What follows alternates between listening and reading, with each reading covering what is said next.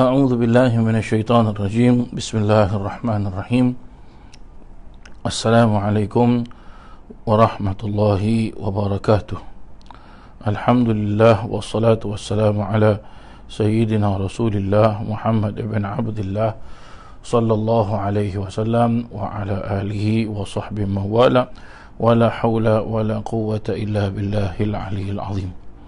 Muslimin dan muslimat, hadirin dan hadirat yang dirahmati Allah Subhanahu wa taala.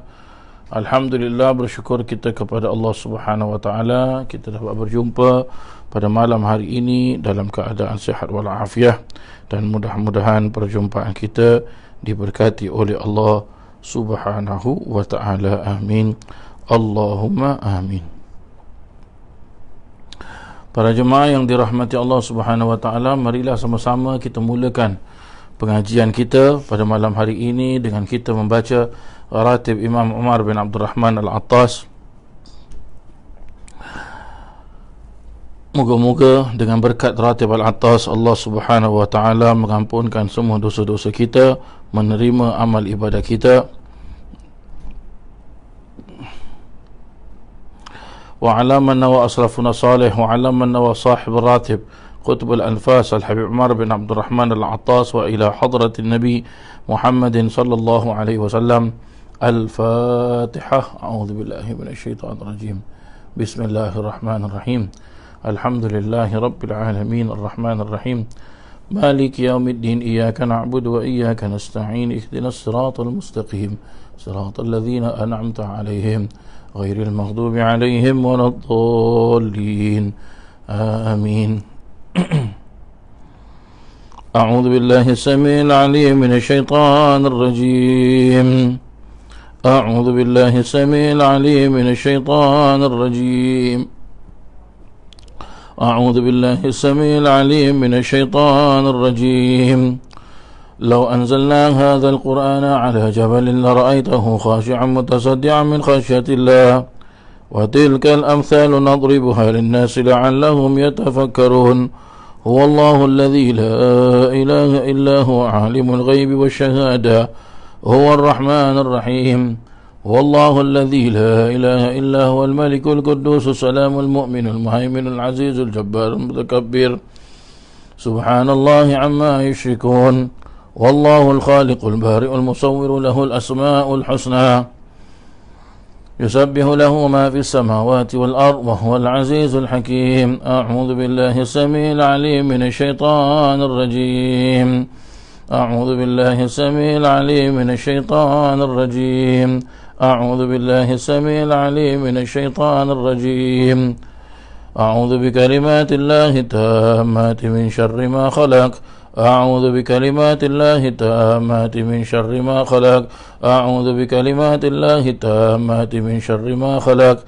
بسم الله الذي لا يضر مع اسمه شيء في الأرض ولا في السماء وهو السميع العليم. بسم الله الذي لا يضر مع اسمه شيء في الأرض ولا في السماء وهو السميع العليم. بسم الله الذي لا يضر مع اسمه شيء في الأرض ولا في السماء وهو السميع العليم. بسم الله الرحمن الرحيم. ولا حول ولا قوة إلا بالله العلي العظيم. بسم الله الرحمن الرحيم. ولا حول ولا قوة إلا بالله العلي العظيم. بسم الله الرحمن الرحيم. ولا حول ولا قوة إلا بالله العلي العظيم.